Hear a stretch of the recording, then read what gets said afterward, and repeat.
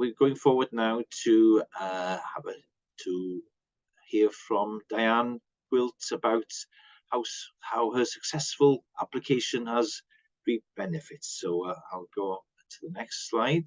This is Diane, and this is the Judges' Lodgings. Hello, everybody. So, as I said earlier, I'm here in my capacity as chair of the Board of Trustees for the Judges' Lodgings Trust, which runs this rather fine building, the Judges' Lodgings in Prestine. So before I talk about the building, I'm just going to talk a bit about the location. So this is just to set the scene.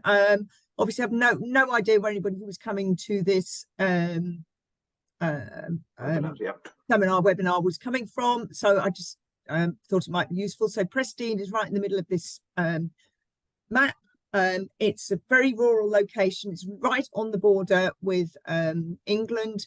In fact, down the road from the Judges' Lodgings, about 300 yards is the River Lug, and that actually is the border with England. So it sort of sits midway between Kington and Knighton. And it's about 7.5 miles from the nearest major road. People don't go to Prestine by accident. Well, they might do if they get lost, but it's not on the way to somewhere. And this is the kind of detail that I think is really, really important to capture in your application, because as Arvon said, in essence, this is UK government money. So the people who are reading this, unlike if you were to apply to example to the Architectural Heritage Fund, Adam is their Welsh the Welsh representative for the Architectural Heritage Fund. So you can build a much more personal relationship with people who are more local funders, and even with the Heritage Lottery Fund or the Lottery Fund in Wales. But what you're doing is you're applying to somebody who's got absolutely no idea what it is you're talking about. It's quite likely that whoever was reading this in the Department of Levelling Up in London had never even heard of Prestine. So it's very important. So as well as painting a picture of your asset, you really need to paint a picture of the environment in which you're working. So Prestine's a small rural area, a small town in a very isolated rural area.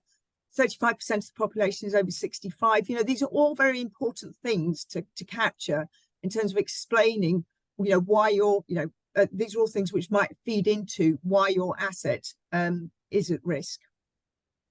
So moving along, hopefully now. So back to the building. So this is, as I say, this is the Judges' Lodgings. So the building was built between 1826 and 1829 by the Shrewsbury architect Edward Haycock, who also built Shrewsbury Hospital. In 1855, it was described as the most commodious and elegant apartments for a judge in all of England and Wales by Lord Chief Justice Campbell in 1855. So although the administrative centre of Radnorshire shifted to Llandrindod Wells in 1889, the Assize Court was held in this building until 1970, and then for the next 20 years it was used as the Magistrates' Court. So it was used as the Magistrates' Court, and then it was basically falling into decline during this period. And in 1997, a very enterprising historian called Dr. Charles Kitely took on the building in partnership with Powys County Council, supported by Powys County Council, and completely refurbished it as a museum and visitor attraction. And the thing about the building is that it provides, it's an upstairs, downstairs experience. So when you visit the building, you find out about the lives of the judges, which is obviously the image which would be on my left, and the servants, which is the image, the other image on the slide. And the thing which is kind of different about the Judges' Lodgings is it's as a visitor attraction, and it's designed so that you can touch everything. You can you can pick up the glasses off the table, you can pump the water in the kitchen, you can lie on the judge's bed. So this portrays this very authentic Victorian house experience. And the other thing which makes it particularly special is that there is no electricity in the restored part of in the authentic part of the house. So the judges' rooms are all lit by oil lamps, and the servants' quarters are all lit by gas lights. And the gas lighting was installed only in the servants' quarters because as an experiment, just to sort of by the judges, just to check out that it was kind of safe. So it's a real trip. It's a real journey back in time when you visit the building. And one of the most significant features of the building is the courtyard, is the courtroom, the mid-Victorian courtroom, which has basically been unchanged since the building was built. And it also features this very fine and quite unique gasolier. We think this is the only one that still exists in the UK, which is like this. So it's got a lot of very special features. So it's a Grade 2 star listed building. It was listed in 1950.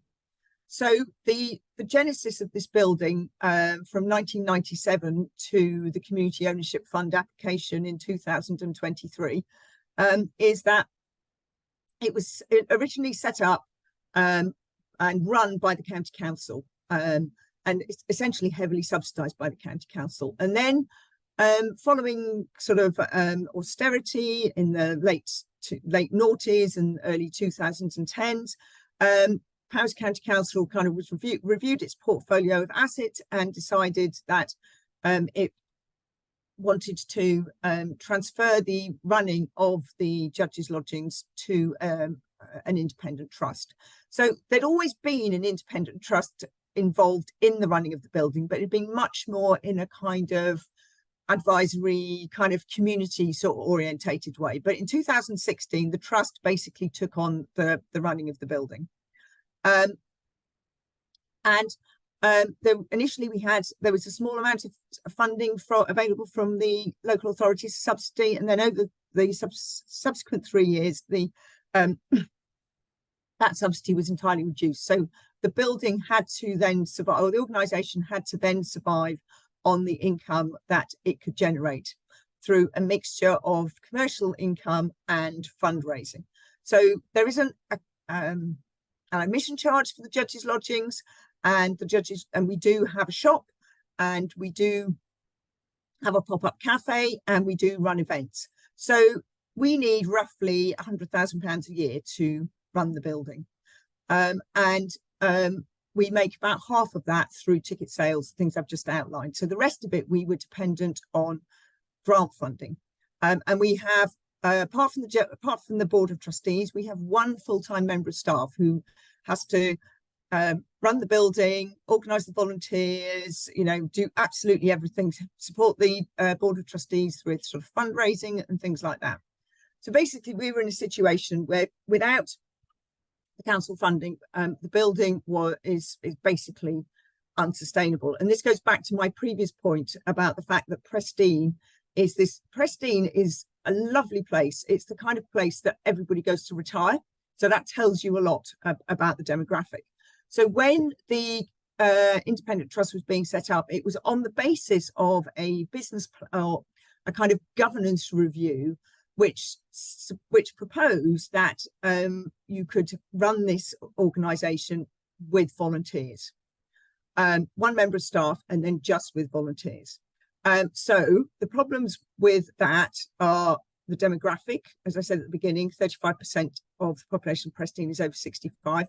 And the fact that we operate gas lights, and there are certain legal and other responsibilities that go along with having gas lighting in the building, which obviously volunteers are very unwilling to take on. And volunteers are also sometimes, and when people volunteer because they want to get something out of what they're doing, as well as just the organisation sort of, getting everything out of it. And when you're a volunteer, that's exactly what you are. It's a voluntary activity, and it's unless you have a population where you have a lot of people who are looking at volunteering as a way back into work, for example, it's quite difficult to get people to volunteer to come and do the same thing, you know, turn up every Tuesday at 10 o'clock because we're opening the front door of the building and we need to run the, we need to kind of let the public in. So we found basically that this business model was entirely unsustainable. So this then moved us into a position where we had to find an alternative source of income. So, and that's the project that we've had funding from the Community Ownership Fund for. So the building has two halves. The half that I'm showing you now, which has the courtroom in, the judges lodgings and the servants' quarter. And then there's another half of the building, which is where our shop is and where other functions associated with the court used to take place, but which has a first floor space. Oh, hang on a minute, I've got my slides in the wrong order. Let's go forward and then come back. So it has a first floor space, and the first floor space was occupied, was where the housekeeper used to live. And there was still a housekeeper resident in the building in 1996, 1997, when it first became a visitor attraction and museum. So at the time that the organisation moved into an independent trust, there was already a sense that the key to the financial sustainability of the organisation lay in this space on the first floor, and looking to do something that you could make money out of in this space on the first floor. So the idea that crystallised was to convert that space into two holiday lets, one bedroom let and a 2-bedroom let. So Prestine is the kind of place that people come on their holidays, but actually it has within the town of Prestine, there's a very limited amount of holiday accommodation available. So the proposal was to create these holiday lets, and as I say, that's the project we've sort of got funding for. So we started our journey towards this, and this isn't to scare anybody, but we started our journey towards this in 2019. When we secured a small amount of funding from an organisation that supports museums in Wales to develop a planning application and submit a planning application for this development. So that was what. So we submitted a planning application in December 2020. So obviously we were kind of in the middle of COVID. So the planning application had gone in, so that's the first part of the journey. And then in order to move forward with fundraising, it was clear that there were certain other kinds of information that we were going to need that weren't part of the planning application. And we were fortunate that through the COVID recovery funding that was available to heritage organisations, we were able to use funding from that to do a community consultation exercise and develop a business case and an economic impact assessment for the development. And I'm sort of skipping ahead to the very end now, really, of what I was going to say. But what I would say is that you need as much evidence as you can get. Because the only way you have of communicating with the people who are assessing your grant application is through your grant application and through the business plan, which is this one document that you can attach. You have to be able to supply as much relevant background information as possible.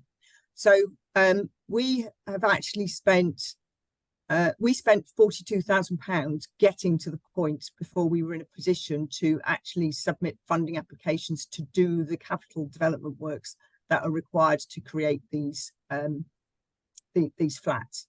And I can quite categorically say that we would not have got the money any of the money we've got now without having done that kind of homework. because, I don't know anything about running holiday lets. That's not what I do. And none of the other people on the board have experience in that area. So in terms of working out whether or not the proposal was going to be was actually even worth doing in terms of the amount of profit it would give back to the organisation, being able to have a business plan that was prepared by a reputable outside organisation, third-party organisation, is absolutely fundamental to being successful with these kind of grant applications. So if I just go back a slide, in relationship to our understanding our community, we were able to undertake a substantive piece of community engagement, which we did. It was during COVID, so we did it all online. And we had some sent out questionnaires, and that was basically the way that we managed to do all of this. So we have, as with every kind of organisation, we have lots and lots of different communities and lots of different stakeholders.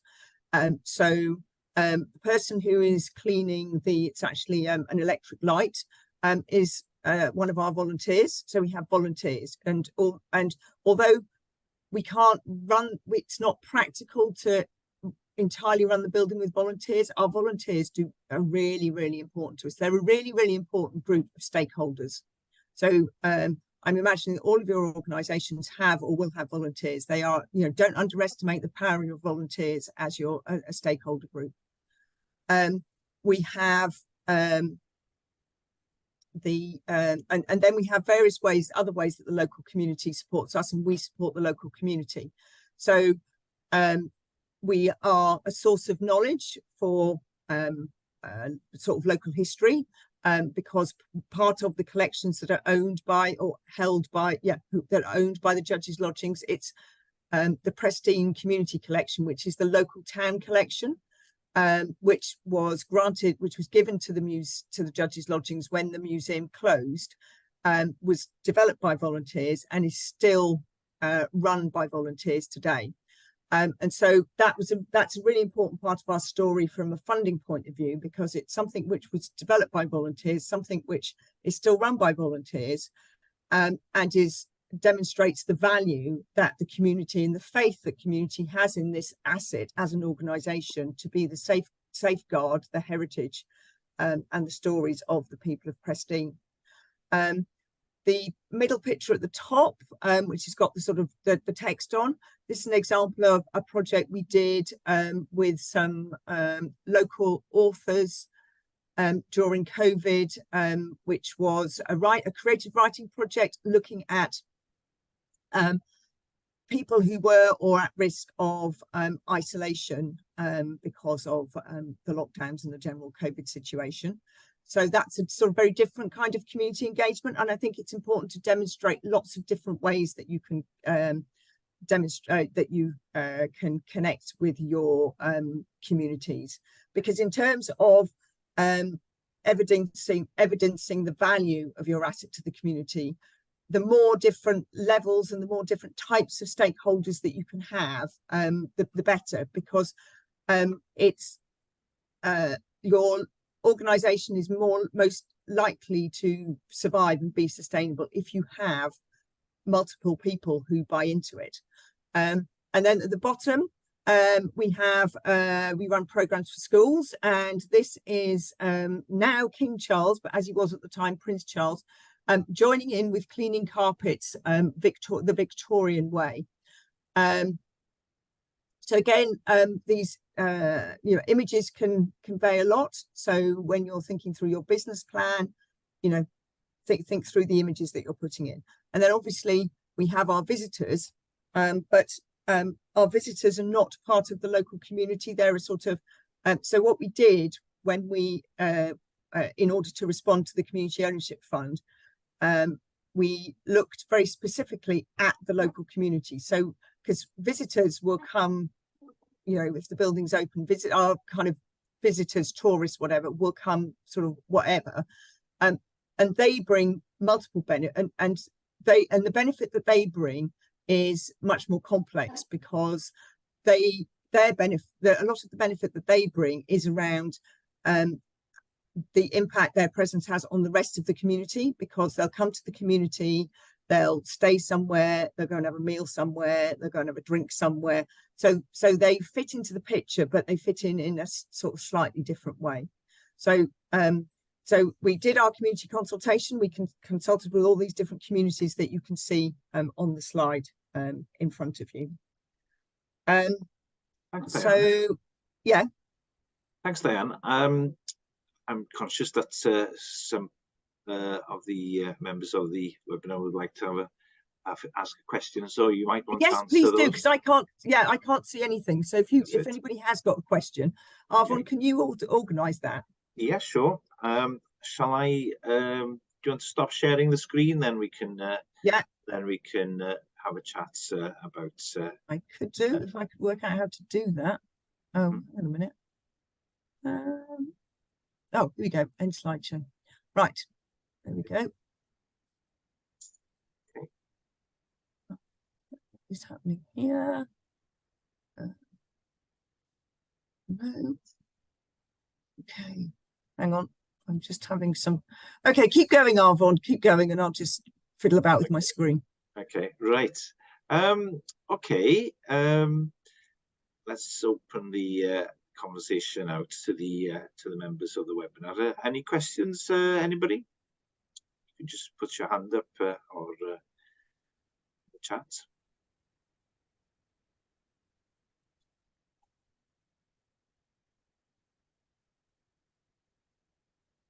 No?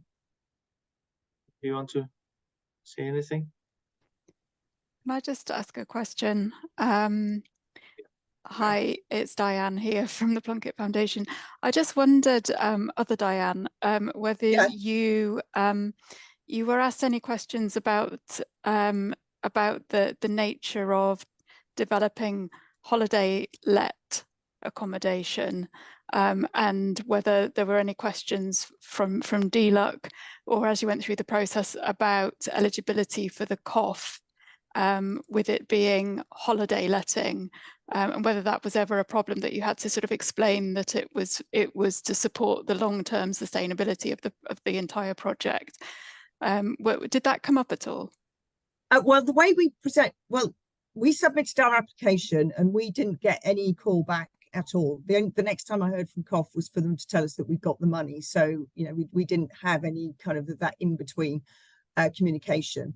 So the way that we presented this was that, you know, to keep the asset open and accessible to the community, it needed to have a sustainable business model, and that we had identified through the and that we had identified that the holiday lets were going to be the most efficient and effective way for us to do this. So the only thing we said was, because we said that we had looked at residential letting, but the problem with residential letting was that it didn't generate wouldn't generate the same amount of profit. And as the whole purpose of the exercise was to generate profit to feed back into the organisation, so that we were less dependent on fundraising, that was why we'd gone down that route. But also we made it very clear. So we have the advantage that obviously we're an organisation that already existed. So we were able to, we had lots of, you know, we had, you know, ready-made stakeholders that we could communicate with. And we made it very clear that, you know, we did a lot of community engagement work and provided lots of examples, and that we would continue to do community engagement work at the same level that we were doing now, but that the whole point of this was to generate, was to stabilize the finances of the building, so that we could then start to look at audience development and long-term community engagement. Because unless we were financially stable, we wouldn't be able to attract funding to support community engagement unless we were sustainable. So it's a kind of, it's a sort of slightly, it's a kind of, what's the word? It's not exactly a circular argument, but it's a slightly tangential approach. So, and I think that's really important, that it's about, establishing what you're doing as being the foundation, which is then going to lead to something else. Because before we applied to the Community Ownership Fund, we had our first chunk of money from the National Heritage Lottery Fund. I'd had exactly the same concern with them about, well, how do I present this? Because, we can't, this is a commercial, this is a commercial project, and it's a commercial project for a reason, which is because it's to make money, to make the organisation sustainable. So I'd already had the opportunity to explore it with them, and being successful in that funding application by presenting it as this is an enabling project that will then enable something else to happen. Because I should have said, I said we had one full-time member of staff. There are only 5 trustees of the organisation. So, and I should imagine that's quite a similar sort of setup to the sort of setup that a lot of you are in. So you can't actually do everything all at once. You've got to kind of focus. And I think if you can, and this is where your kind of the sort of evidence base comes in, because when we were doing our community engagement exercise, our community consultation, we asked people about what they thought was good about the organisation now, but we also asked them about, well, how would you like to see it develop in future?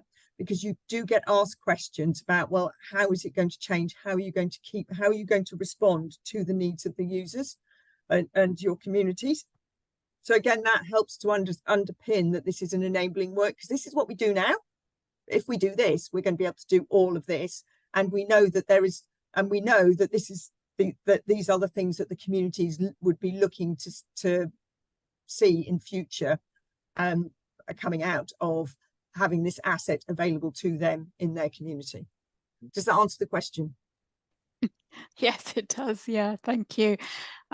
Yeah, I'm aware we're supporting quite a few groups who are also doing projects that in and of themselves might not look like they should be a COF project, but actually they are related to long-term sustainability of something that already exists. So yeah, thank you. That's okay. Thank you both, Diane. The question I'd like to ask is, you had a year to spend the money. Yeah. And you presumably completed the task to do that, and things are progressing quite well. Well, where we're at the moment is we were awarded our money on the 28th of September this year. Oh, right. Okay. That we have until the 27th of September next year to spend it. Okay. So far, we haven't actually received any of it yet, okay. Because the process, once you get the funding, you get a grant officer is appointed. They obviously get in touch with you. You have various forms you have to fill in once you've been able to confirm your acceptance of the funding and to provide sort of bits of information. And then you get issued with a grant agreement. And once the grant agreement has been signed off, you can apply to draw down the funding. And you can draw down the funding. You can either draw it down all in one go, or you can draw it down in chunks. It's entirely up to you how you do it. So we're now at this interesting point where we should be getting our grant agreement next week, because we are now actually needing to spend some of this money in order to meet the deadline, but we don't actually have any. And we don't have any reserves to actually enable us to kind of, cash flow the project. But the one thing I will say is that our grant officer, lovely lady, but she made it very clear that the money has to be spent by the deadline and there is no more money. So one of my other pieces of advice would be, which isn't strictly about the Community Ownership Fund, would be that when you are looking for your match funding, because obviously this is, I think the community, I think it's now, they'll fund up to 80%. Is that right, Arvon? The Community Ownership Fund? Because it was 50% at one point, is that, let me just get rid of that, is that that you look at least one other fund, major fund, where there is some more flexibility in how you can spend the money. So our first chunk of money came from for our first chunk of money for the capital works came from the Heritage Lottery Fund, but I do just have to do a shout out here for Adam from the Architectural Heritage Fund, because they have provided the funding that has allowed us to do some project development work, which is enabling us to get from the planning application to having a contractor appointed on site. So I just need to kind of get that in, because you need to stay friends with your funders. So ever mindful. Yeah, we applied to the Heritage Lottery Fund first, and then applied to Community Ownership Fund as the match funding, which I'm sure helped us in securing it. But the Heritage Lottery Fund are more flexible. There's more flexibility with the Heritage Lottery Fund in terms of if your project, if costs go up through no fault of your own, or there's a problem with your timeline. And when you're doing capital works in particular, that's a really, really important thing to bear in mind, because you don't know, until you actually get a contractor, you don't actually know exactly how much it's going to cost. We have a cost plan, which is a